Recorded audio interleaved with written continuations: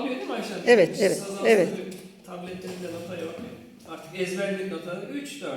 Mi, fa, fa, mi, mi, re, do, re, mi, re, do, si, la, si, sol, do, si, la, si, do, re, mi, fa. İkinci satır.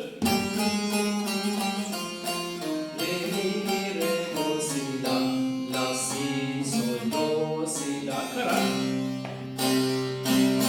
Arkadaşlar burada do'yu yukarıdan aldım. Evet. Si'yi de buradan aldım. Özellikle dikkat. Sol'ü de ortada kullandım. Hani alternatif pozisyon var tabii ki. Şimdi burası saz bölümü. Burada sonda bir zeybek vuruşu, hani Muharrem Bey dediği için sonda zeybek vuruşu yaparız. Şimdi la'da var ya. La, la.